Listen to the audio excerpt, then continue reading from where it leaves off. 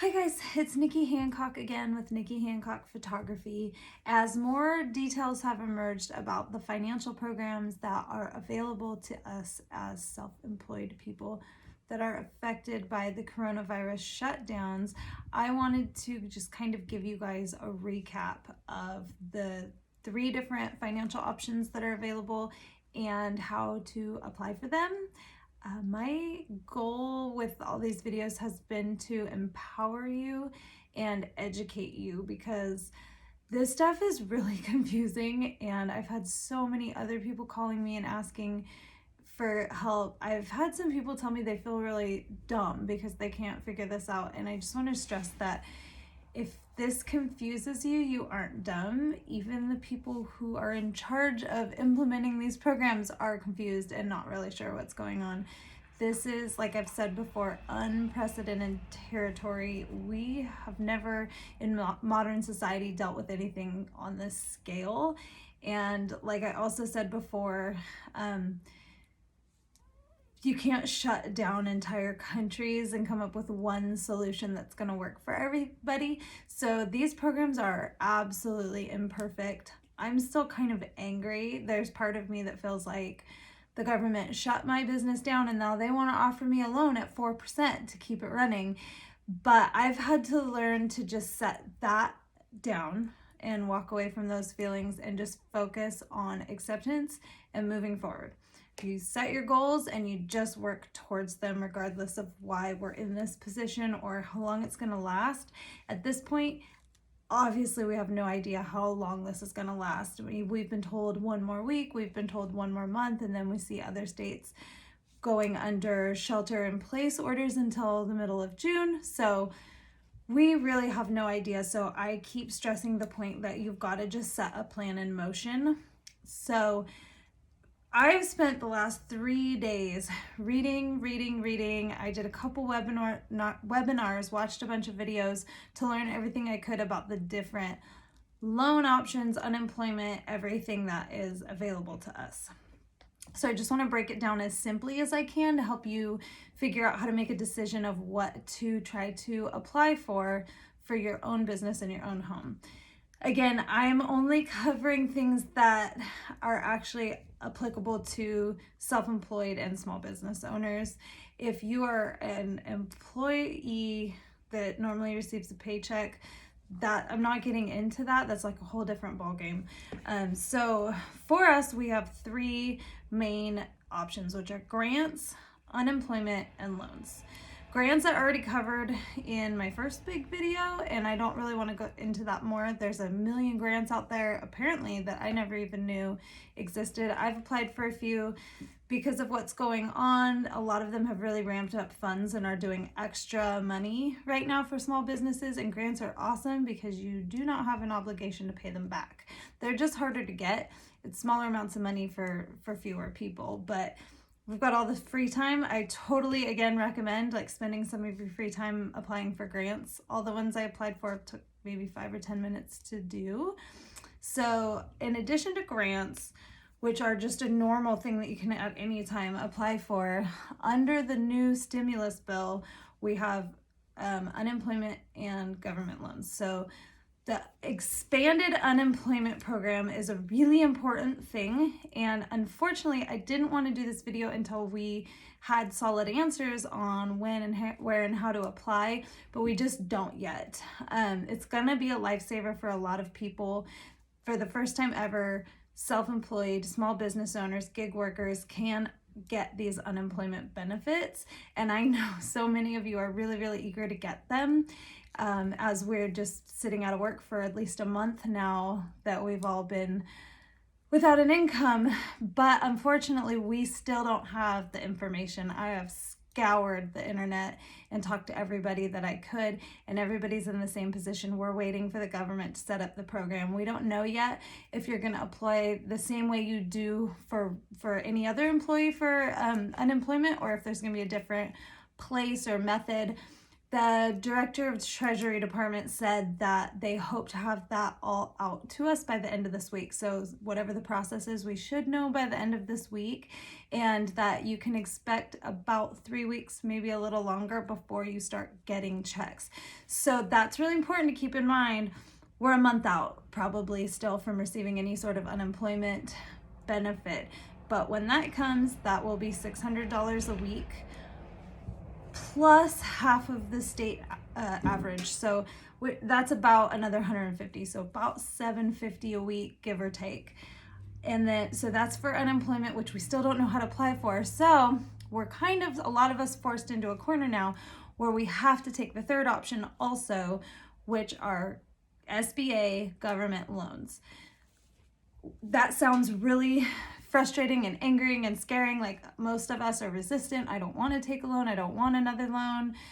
But researching them all and reading about them, there are actually 2 different loan options, and they both have parts of them that will be forgiven. So depending on how big your business is or how much money you need, these might not actually technically be loans because you might not be required to pay them back. So my advice is definitely jump in and apply for one of these loans or both these loans while we wait for the information about unemployment to kick in. When that kicks in and we start receiving unemployment checks, then maybe you don't need to take as big of a loan, or you can just give some of the loan back. However, I don't like to depend on something that's not here yet, if that makes sense. So I think keep pushing forward with the next step we can do, which is apply for loans. Under the CARE Act, there are 2 different loans that you can apply for as a small business. One is the EID loan and one is the PPP loan. The EID loan, it stands for Economic Injury Disaster Loan, and it's already something they had in place, but they have expanded who's eligible for the purposes of what's going on right now and changed some of the terms to make them more agreeable. And then the PPP is the Paycheck Protection Program loan. So the EIDL it came out first. The PPPL was added this week. They're very similar, but then there's some big differences. Both of these loans are available to any small business with less than 500 employees. And then they are both similar. Like, the EIDL is a 3.75 interest rate. The PPPL, they just keep saying it's less than 4%. And I think that it's not real specified because they're not expecting much of this is going to have to be paid back. You kind of have to look at the criteria for both loans and decide which one's better for your business. However, you can apply for both. You can get both. You just can't use both to pay for the same things. So if you have a big company with a lot of employees and stuff, you might need both because the PPP loan will cover payroll while the EIDL might cover more of your overhead expenses. So the smaller businesses maybe just start. I started with the EID loan. Here's why. That loan is payments are deferred for 12 months. So no matter what, you don't have to start paying this back for a year, which hopefully will all of this will be a memory by then. It also automatically allows you to be included in the option to get a $10,000 grant. That is free money. So when you go to the EID loan application and you fill it out, you check a box saying, yeah, I want to be considered for this grant, and you give them your bank account information. If they approve you for the grant, they being the government, then they automatically, they said within 3 days of acceptance, deposit that $10,000 into your bank account. So this is within like a week, you just get $10,000 put into your bank account, and that does not have to be paid back. That's a grant. So that I applied for. Every person I've talked to that's small business owner has applied for that. I have no idea how big the pot is, if there's gonna be a limit on how many of these give out or anything, but it's definitely worth giving a shot. Now the PPP loan is, you can apply for 2.5 times your average monthly. So whatever your normal monthly expense is, you can apply for 2.5 times that, and you're going to be forgiven 100% of what you use to pay for rent, utilities, interest on mortgage, payroll, stuff like that. So anything beyond that, you will have to repay at just under 4%, but the rest of that is forgivable. So depending on how much money you need and what things you need it for, you can kind of determine which loan works better for you. I, like many, am hoping to just get that grant because that doesn't have to be repaid. So those are the two different loan options. There's also another part of the program that deals with sick leave and family medical leave and all that, but that doesn't really apply to who I'm kind of talking to, which is the independent contractors, gig workers, and self-employed small businesses. So I'm linking in the info below where you can apply for those loans. And I promise as soon as I know anything about applying for unemployment, I will let you know. If you hear first, please let me know. I've been constantly just kind of scouring the internet to find out how we do that, because I know from past experience that is not a fast process. It doesn't come right away. Now, I do want to tell you a little quick thing, the reason I haven't just applied under regular unemployment, because self-employed are normally not eligible for that. So me just owning my own business as a sole proprietor, not eligible for unemployment. I don't pay into it. So I'm not applying until I know how to do it for the new program, the expanded eligibility for us. I have a cousin who, she's self-employed, but she works one night a week at a bar, and she jumped the gun and went in and applied for unemployment, and she got approved because of the one night a week at the bar. So her unemployment they're giving her is like $40 a week or something. So it changes what she's actually gonna get unless she can cancel that and start over under the self-employed program. So that's why I've been hesitant in saying, don't apply for something you're going to get denied for and waste your time and waste paperwork and confuse the system. Just take a deep breath and slow down, and we will do that when that option is available. But for now, apply for that EIDL loan if you think you're eligible. One more thing is that both loans, the EIDL and the PPPL, they're both through the SBA, the Small Business Administration. These are government guaranteed loans, government backed loans, which means they are not based on your collateral or even necessarily your ability to pay. The government guarantees them. If you ever were in a situation where you couldn't pay them, the government is guaranteeing the bank that it will cover it for you.